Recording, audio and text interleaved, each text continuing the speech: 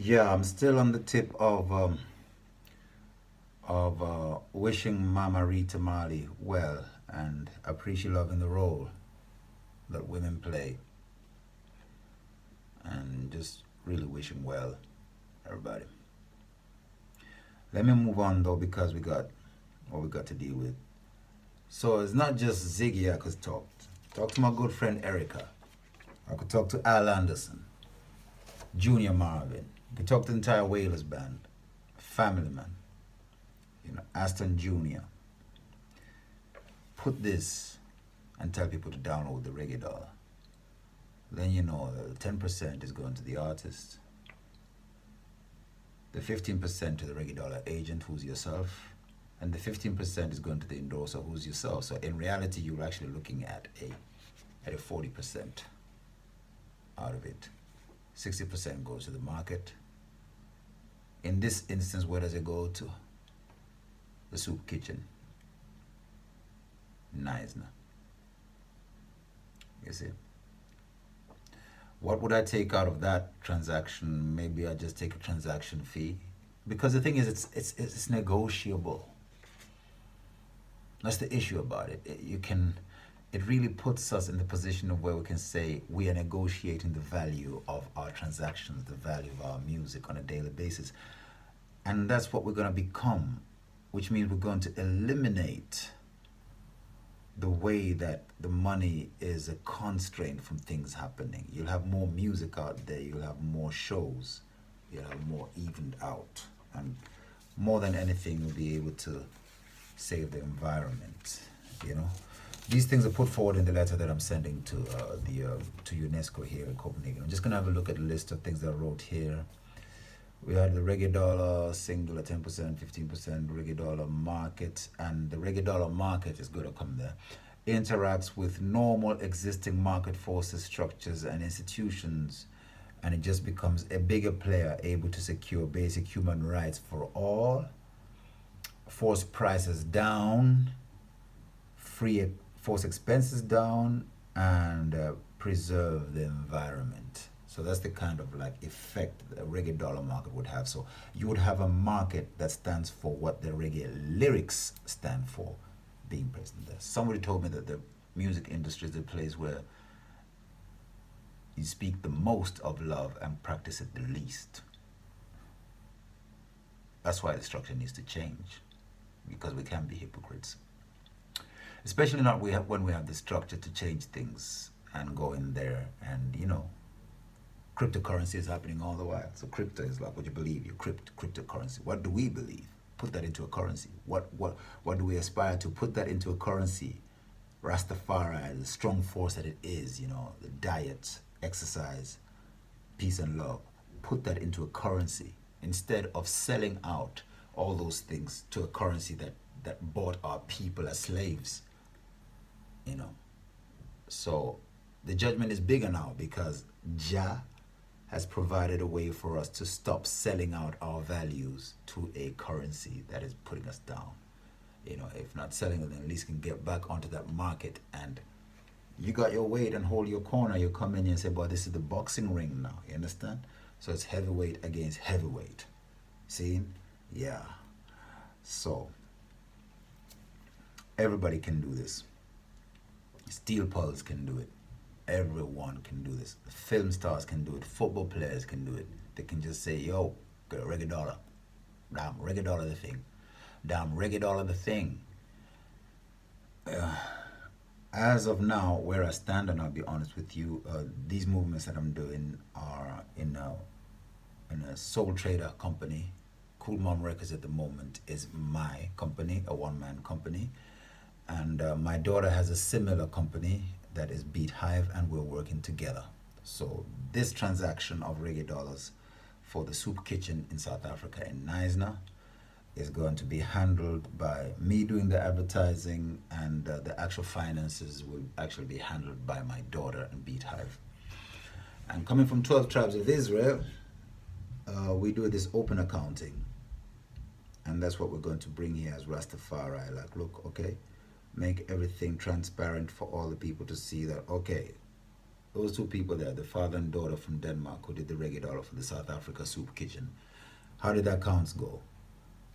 We said, well, we're ready to show the accounts. What is the structure? What is the structure and framework through which we're going to show those accounts? There needs to be something tangible.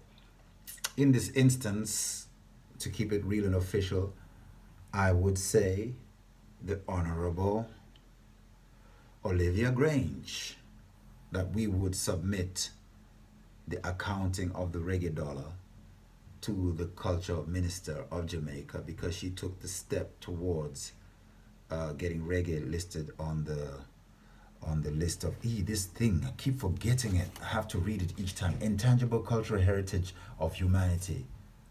There, yeah. She got on that one, and so we would report to her and say, look, this is what we did with the reggae dollar. Jamaica and the government of Jamaica and the people of Jamaica are the custodians of reggae music, even though the money is making now outside.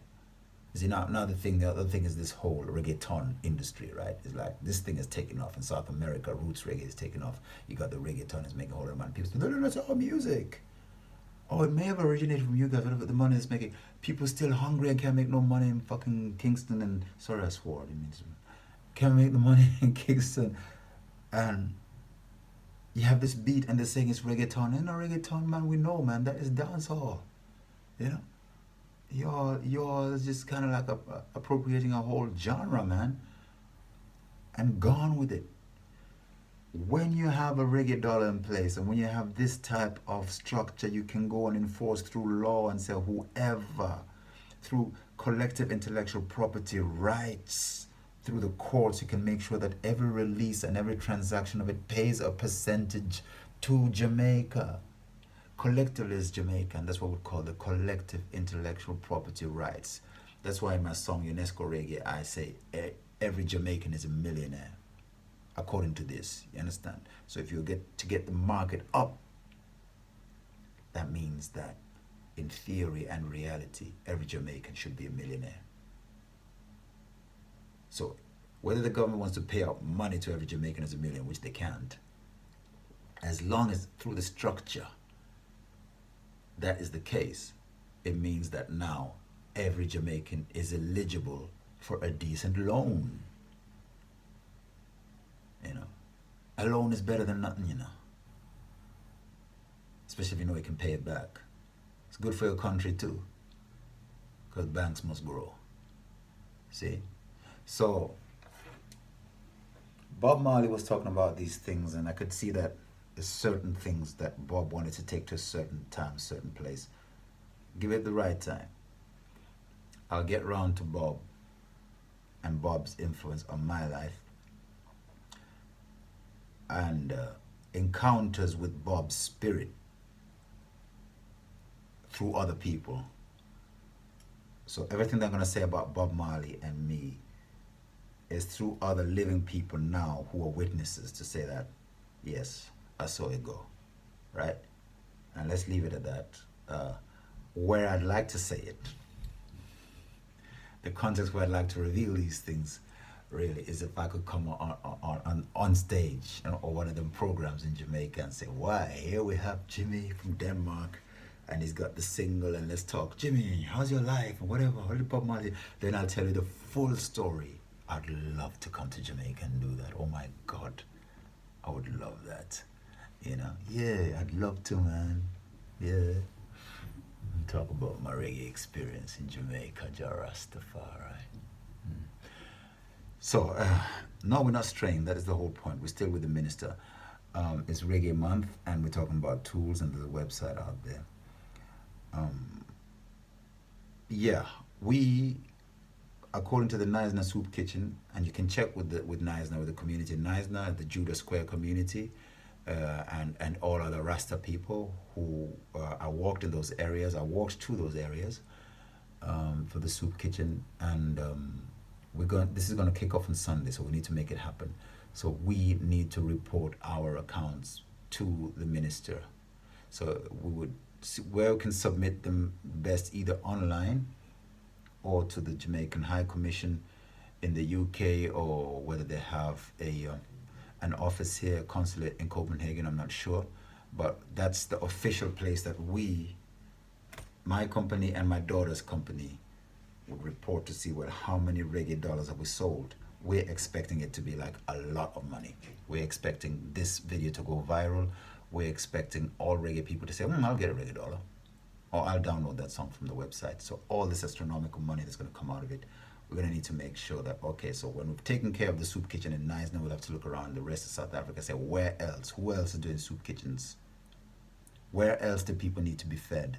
And that would be the right thing to do in this month of Reggae Month, this month of Joseph, because we all know who Joseph was. Joseph is the one who fed the whole world out of hunger. And Joseph is who? Joseph is Bob Marley. Joseph is Yellowman. Joseph is Dennis Brown. Joseph is Jacob Miller. The whole heap of Josephs. So in the month of Joseph, about Joseph. So let's make sure that people get fed through the reggae dollar, you see. So that's the structure that I am presenting. That's it in a nutshell. And in terms of whatever practical things that we need to improve the industry in Jamaica, obviously what I say when I report to the minister, I'm talking that as a temporary measure that could be the most official possible, but would like for the minister to think forward and say, okay, when February is done, we're going to March, and that's International Women's Day. What is up with Zanzibar? Next up, Zanzibar. How could the minister facilitate that the process in Zanzibar towards a global constitution of women, by women, for women, that process begins in Zanzibar? It'd be great if the minister would take that upon, because then we're going into a different area of finances. We're then looking at that possibility of $7 billion a month coming in from a global membership of women to become that big player. So come on, it's not rocket science. 1, 2, 3, let's do it, and let's stop the war and give people life, because we can do it. You know what I'm saying? And that's what I've got to say. But the facilitation of that and all those things, the processes, if the eye would need help. Denmark is so progressive. We've got so many different institutions, think tanks, and all those things. All that is put forward in the letter to UNESCO here in Denmark, opening up for the different platforms where Danish genius, Danish forward thinking can be harnessed toward this and bring even more value to the reggae dollar. So that's my contribution to Reggae Month, my contribution to my community. And like Bob Marley says that the only thing he thinks about is whether he can be beneficial to society. And that's also how I see it. Though I do music, I'd only want to do music within the uptext or the mantext of being beneficial to my world and you beautiful people, because nothing's nicer than this world. Nothing is nicer than Jah creation. And nothing is nicer than to go out there and see a smile on each and every person. See, blessed love, Jah Rastafari. Honorable Minister, one more time, thank you for your efforts. See, love, Rastafari.